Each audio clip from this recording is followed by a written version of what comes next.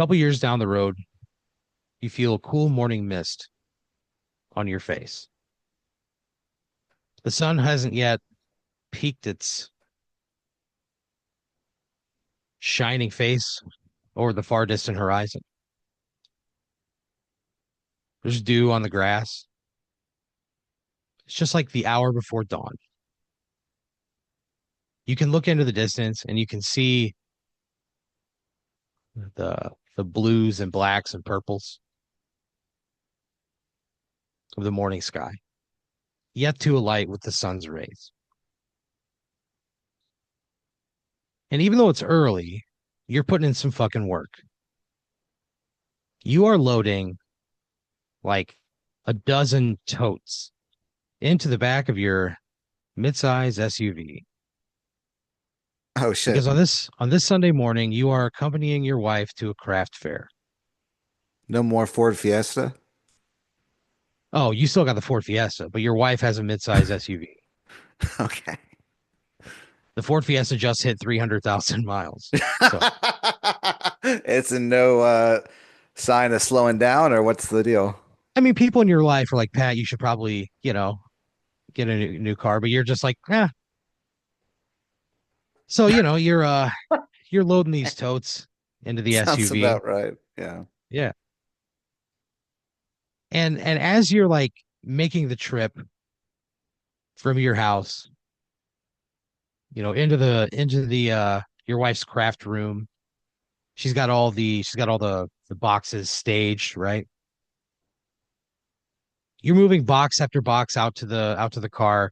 And after a while, you're just like, man, she has really put in a lot of work this year. She makes like crafts, and then she goes around to like local craft fairs at schools, churches, community buildings. People show up, they buy, knickknacks, artwork, crafts, whatever. It's a real like small town community thing.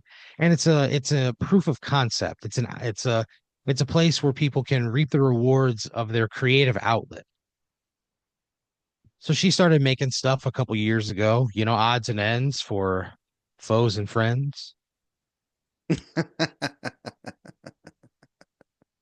And then she started getting like a little bit of recognition. Why is it People called that? were No, that's not what she calls it. I was just saying that's just using like a poetic device. Oh, I thought that was like their motto or something. No, well, that's her motto on every one of her business cards, Okay, but but that's why? not what her business is called. Uh, it's called Sheila's Chest. Okay.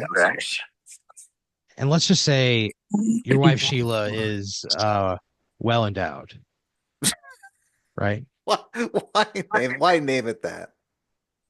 Because sex sells, baby, It doesn't matter if you're at a fucking Catholic church, or a I feel grade like it school. does. Well, sex sells. That's all I can really tell you. Her business cards are very provocative. There's like a pair of breasts with nipples like embossed into it. So if you were to like run your thumb from left to right across it, you would feel a bust with your thumb. And it is the exact proportion of her own. Braille has like really taken off in the last couple years. So it's a good thing. But point being, you're loading these fucking totes into the back of your SUV. Again, over a dozen of them at this point. What's up with Her Braille though? it just makes a big comeback, you know. It's What do you uh it's mean? it's it's a thing where people are like the eyesight over the next couple of years gets hurt really bad by, chemicals that get released into the air, poor diet, right? Oh no. Yeah, just stuff like that. The decline of the American body. Well, it's really the decline of the American eyeball, if we're being like specific. Everything else is okay, but it's just the eye in particular. So yeah, Braille makes a little bit of a comeback. Sydney Sweeney gets behind it. She learns it. She does like a Really? whole yeah, she does an OnlyFans. And the only thing she has on there is a Braille course. How many people would sign up for that? 1.2 million.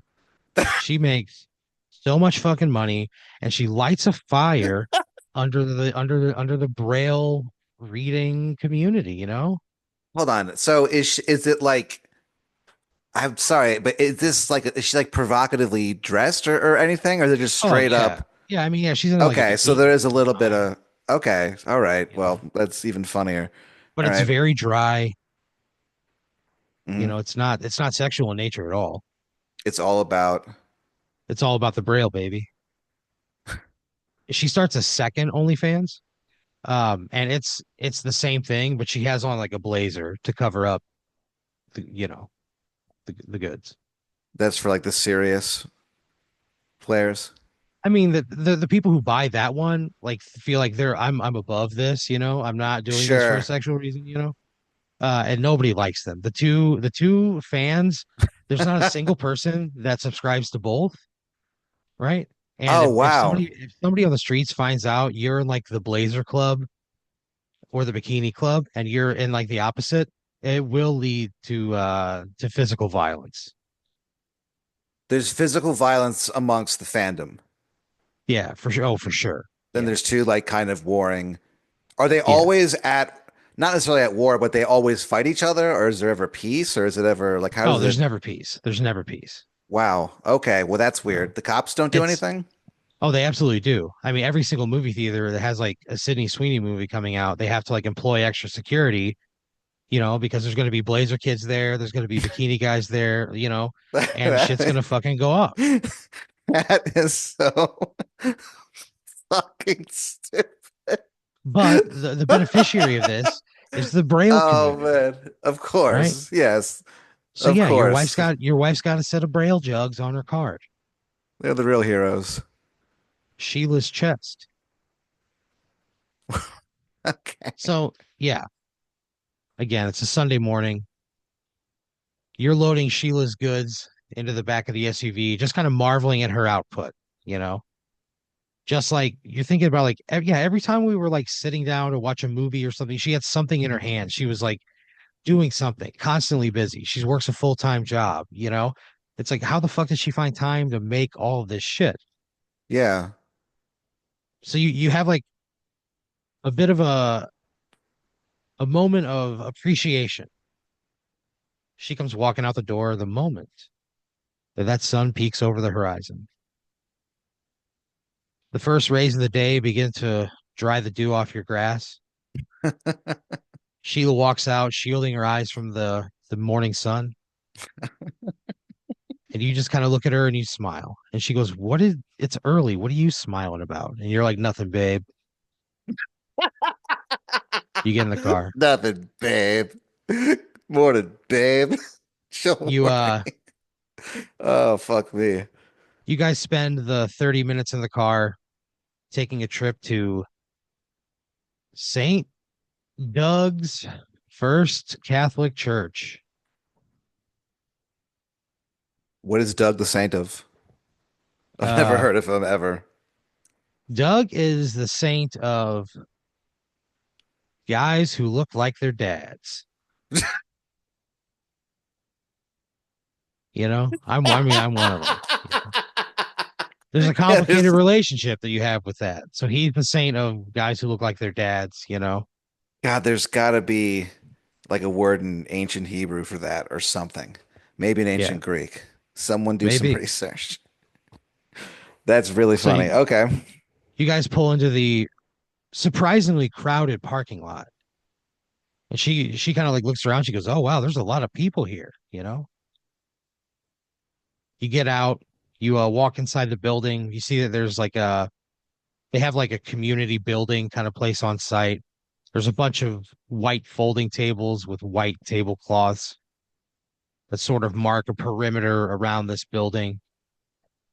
It's big enough that there's a few more tables in the center, so it looks like a big square. There's clearly like a flow that you have to go through to get to everything. Your wife finds her table. She sets her jacket down on it. You go outside and you start grabbing totes two at a time, moving them in. There are Okay. not a lot of men there, there's just not.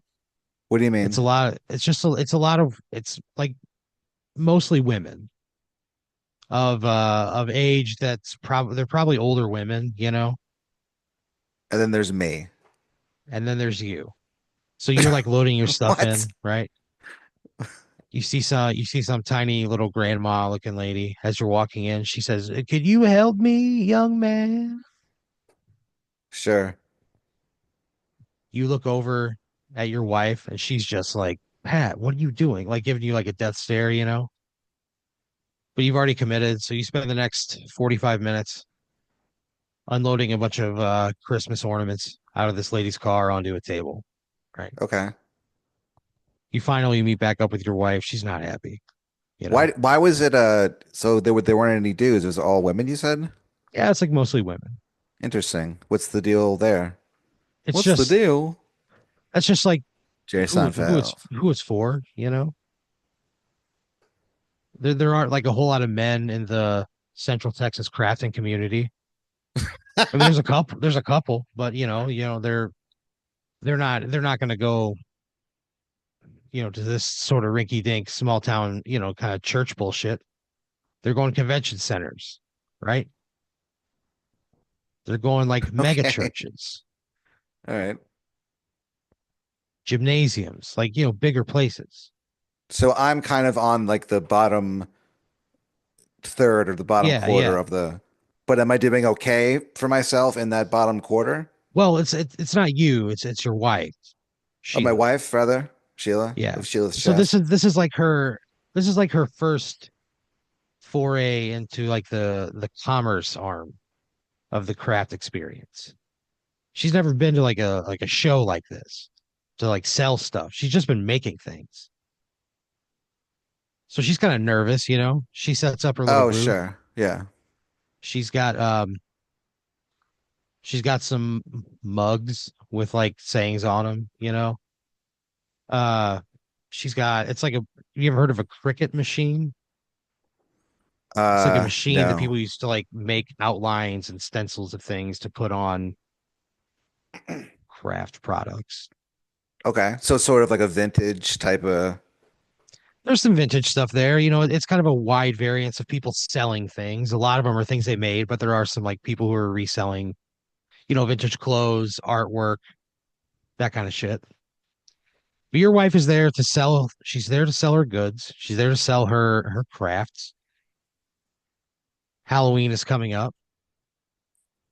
She has like a little ceramic pumpkin that she made. She's got a bunch of them. They're like little votive like candle holders. They're cute. She sells them for $3, but you keep telling her you can get at least five, like you're really trying to gas her up, right?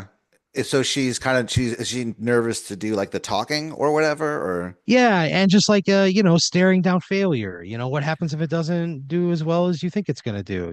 so I Will think I all of this asked, time have been worth it?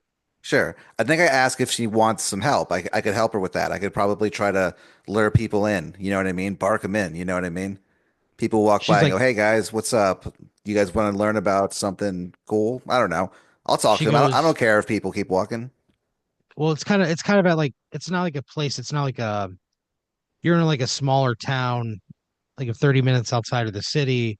It's not like a place that's got a bunch of foot traffic that you can bark somebody in, you know. And people Yeah. have to go there if they want to attend.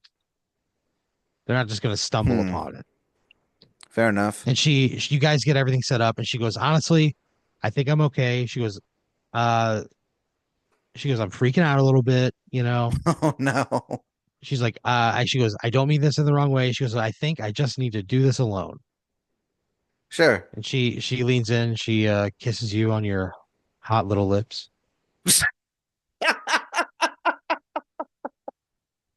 Gross. You share a moment, you look into her emerald green eyes, and Yeah, she goes, "Thank you for your help." She goes, "I'll call you when it's closing up." you got it. So you leave, right? You go home, wife free. You go inside, fuck, you crank, immediately. Okay. You clean yourself up. Ugh. You go downstairs. You make lunch, right? You put on the television. You're watching uh you're watching a new show. It's called Alien and Ripley, and it's like Alien and Ripley, but they're like friends at this point. It's like a buddy comedy where they're like living on the same Oh spaceship, no. Is it like right? ironic or something or self-aware? No, not really. Oh, that is the They're just worst friends thing. living together.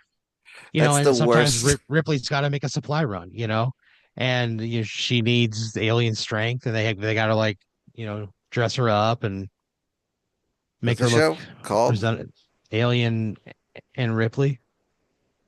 It's Alien and Ripley, best buds. Oh shit. Ooh, that hurt. So yeah, it's just them like, and one time Alien, they have to go back to her mother planet where there is like a significant lack of oxygen and food. And they had to Ripley wanted certain supplies, but Alien said it was gonna be too much money, but we're making this long trip. It's just like a lot of back and forth and a lot of, she said, she said. It does great though. How do they become friends? You know, Pat, there's an old saying, opposites attract. They just kind of get over Okay. their shit and start living together. So you're watching it, right? You get a text on your phone from your wife. She says, "Okay, I'm about done." She goes, "I made so much more money than I thought I was going to make." She's like, "I can't wait to tell you about it." Hell yeah. So you drive back to the church, right? You're loading empty box after empty box into the back of your car, right? Oh, She's like dang. she's like, "I sold like 75% of the stuff that I made." She said, "I made almost $1,000 just like selling little scraps, little tchotchkes, How did you do it? knickknacks."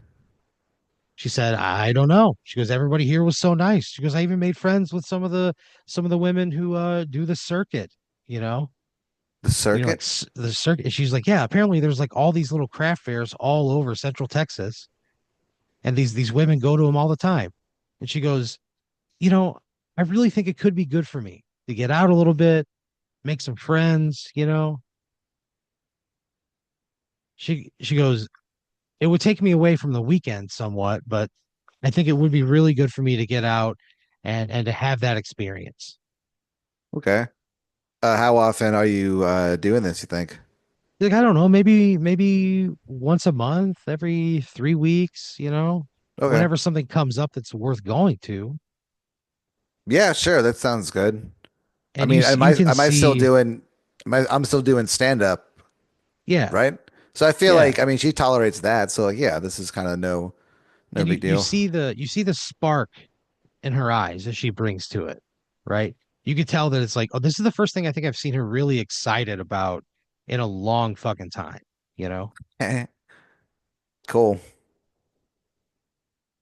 So you put all the stuff in the car, you go home.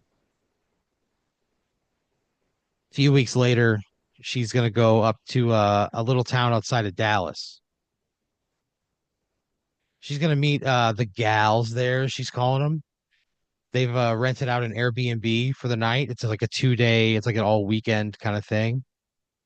And she's like really excited to go. She's been working really hard, making a lot of crafts, making a lot of inventory. She's got a sign that she can hang on the front of her table now. She's got a bright colored tablecloth, something that helps her stand out. She's learning about it and she's applying these new ideas.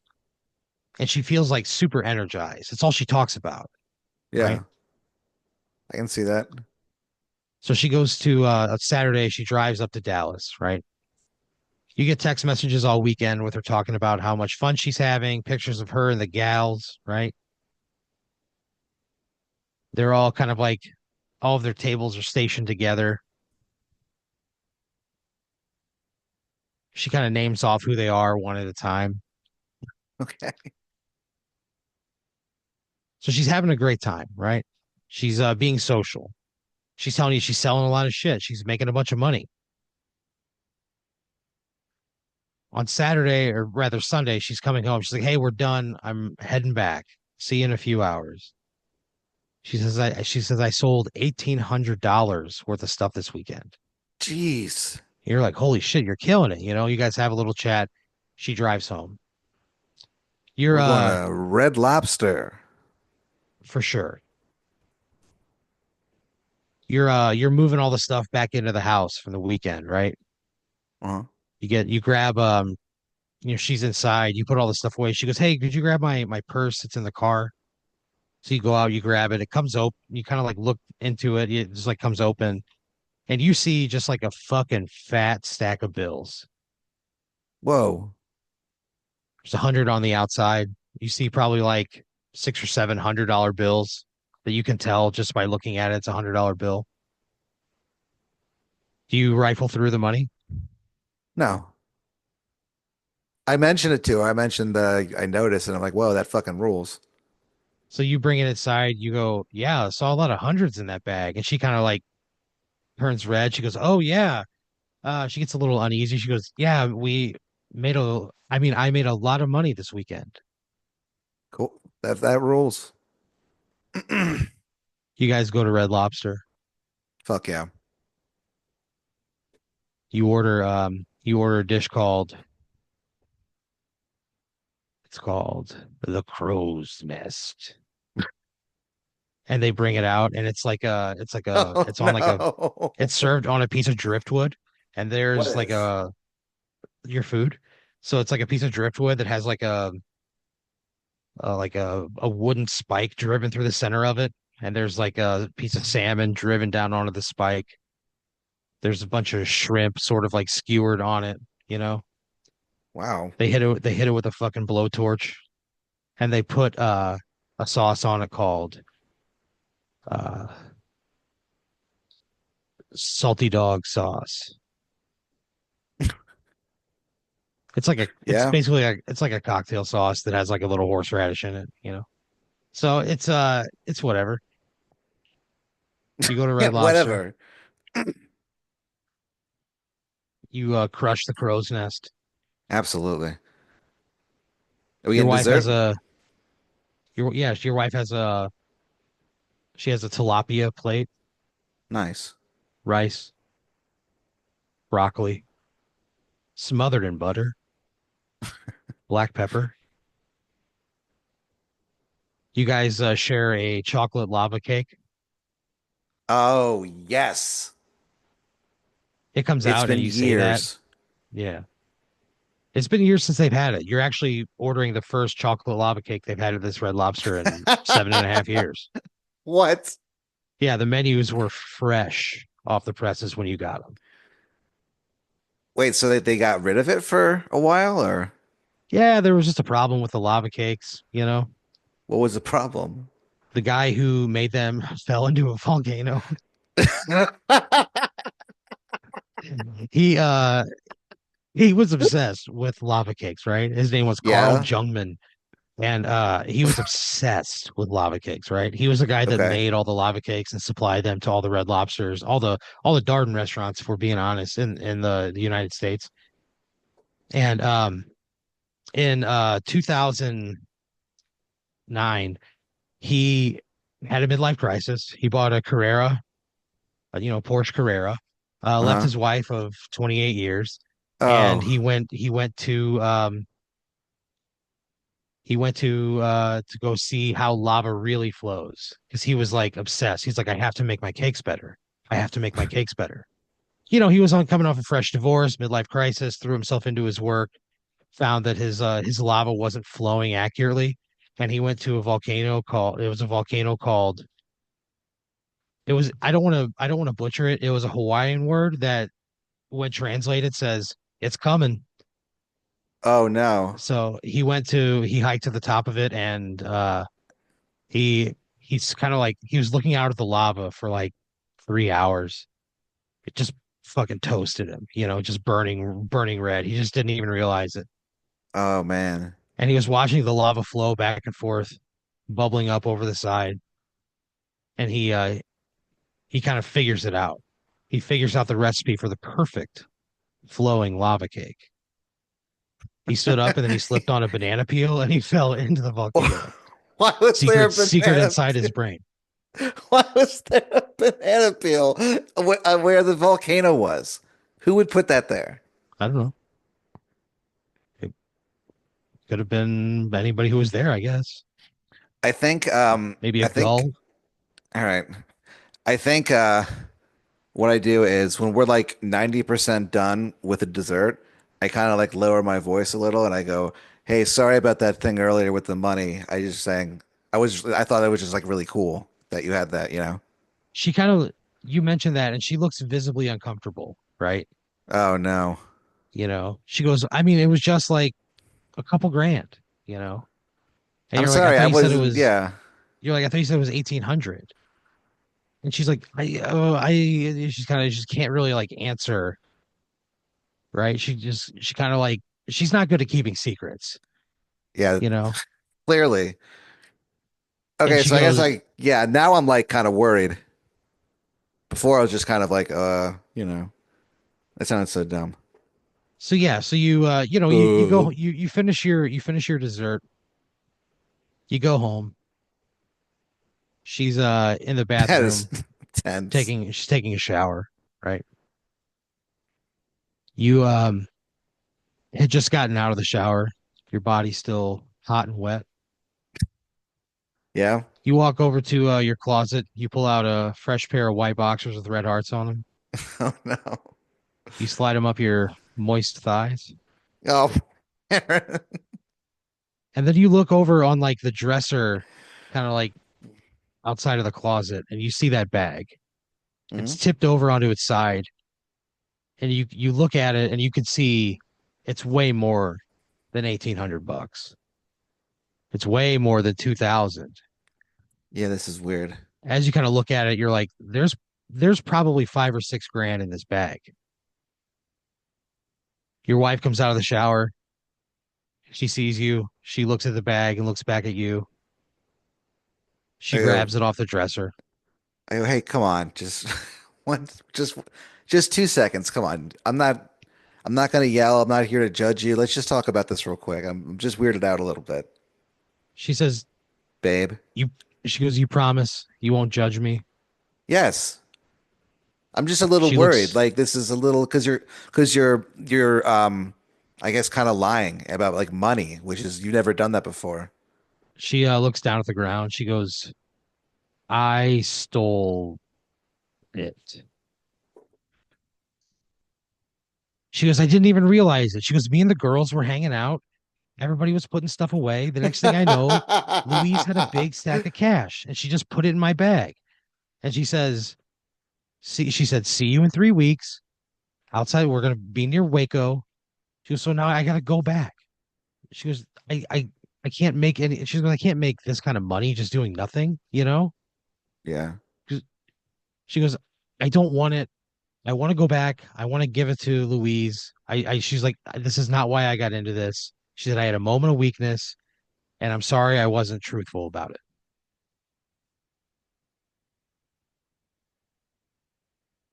A few weeks go by. Yeah, so I think okay, hold on. So what we have to do now is so this is my wife, right? Yeah. Yeah, so we have to like kind of Sheila. team Sheila. I think we have to kind of team up on this. You know what I mean? She's like, "Pat, I don't want to bring you into this. Let me just deal with it." She goes, What do you "I'm gonna mean? go to Waco.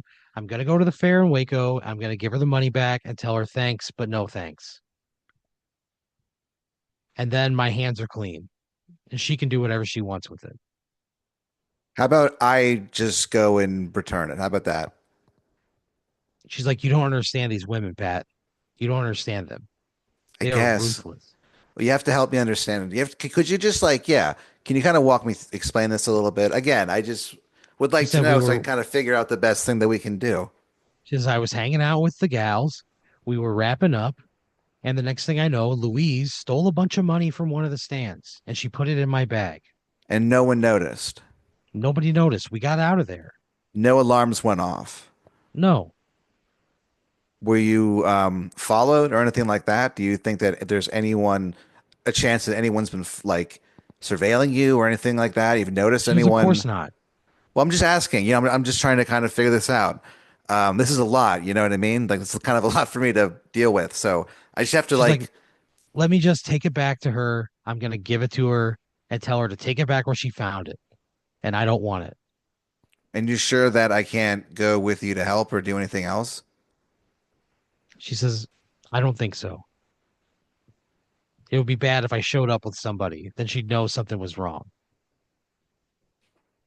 So you All go, right. okay, I trust your judgment, you know. We do have to come up with like some signals or something. You're not going to be there. I know, but like, what if she calls me or something and she's being held at gunpoint and she So has to you say guys go some, through all that, right? yeah, You you know go what I through that mean? whole you talk about the plan and you talk about what happens, what the backup Okay, plan, good. all of that, Okay, right? good. Okay, fuck yeah. Then go ahead. So she goes, right? She texts you. She says, okay, I gave her the money back. I feel so much better about it. I told her I didn't want to be a part of their club. I'm out. I don't want to do what they're doing. I just want to make my crafts and sell them. Fuck yeah. She comes home that Sunday.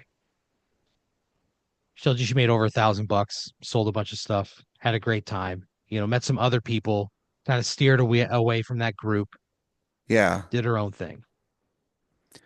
All right, so we should like invest like we should start investing a bunch more into this, I think. This could So become yeah, kind of a big thing. so you encourage her. You're like, yeah, you should make more. Like, what do you need? So you pick up supplies, Yeah.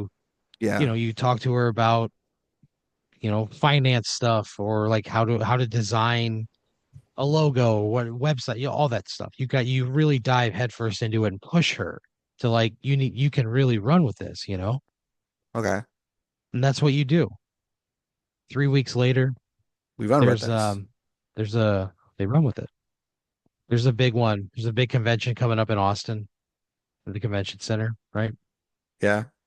And your wife is jacked, right? She bought a second table. She's got like a booth. Hmm. She's really gonna really try to go for it. And she's telling all her friends and family, and she's got a bunch of people coming out to support her. What's the name of the event? It's called uh the Craft Fair for the Ages. Okay. Whatever. So she goes to the craft fair for the ages, right? Sets up her booth, gets all of her stuff out. She puts shelving out. She's got everything set up, right? Hmm. You're standing there, just so fucking proud, proud of the work that she's put in, Sure. Yeah. and you can tell how much it means to her. I think I took like a mental note to bring it up later. Yeah. You think of that, you're like, this is something I will definitely bring up later. Sure. You're standing there, cup of coffee in your hand. They're about to open up the doors, and a group of four women from, I don't know, say mid 50s to late 70s come walking over. Uh-huh. You see them, and they kind of look at you and they go, "Where's Sheila?" What? What do you say? They say, "Where's Sheila?" What are you talking about? They're like, "Where is Sheila? We want to talk to Sheila." And the one small woman, she kind of steps forward, a thick mane of gray hair tied back in a ponytail. She says, Yeah? "Are you Sheila's wife?" Or sorry, she says, "Are you Sheila's husband? Are you the one that talked her out of it?" I go, yeah, I am her husband, but she's not here, and you guys gotta go. She kind of laughs, smiles. She goes, "I don't know who you think you are, but you don't know who you're fucking with." All right, I call the cops. You pull out your phone to call the cops. She produces 911. a small, thin blade from her boot with a mother of pearl What? handle, and she just slices your throat. Oh no! What? She Oh, come slices your throat. on! 90% of the blood, just the way that you drop the cup of coffee, you drop it and sort of throw it, and it kind of like goes in an arc, and it catches most of the blood that comes out of your neck and lands perfectly upright on the ground. Oh, But jeez. you bleed out right there on the fucking floor of that Austin Convention Center, the craft fair for the ages.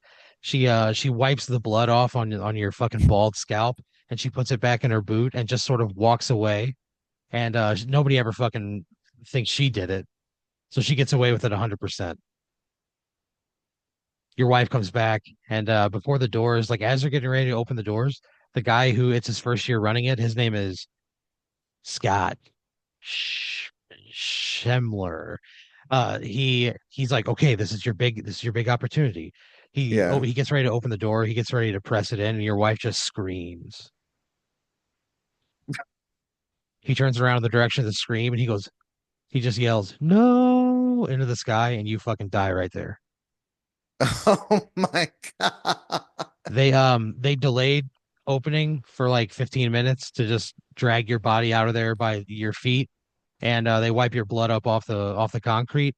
Are my But it's feet? still it's yeah, they drag you by your feet, um, out into the fucking big pile of leaves, really, if we're being Why honest. drag me? Because the guy didn't have the strength to pick you up and carry you. So he just dragged you by your feet. They gotta get the door open, you know? This is the craft fair for the ages, brother. Okay, whatever. Fuck. Yeah. Your So wife who never all? crafts again. Oh no. What does she Yeah. end up doing for the rest of her life? Does she find love? Mix of grieving. No. Oh no, really? Yeah. It haunts her forever. Oh no.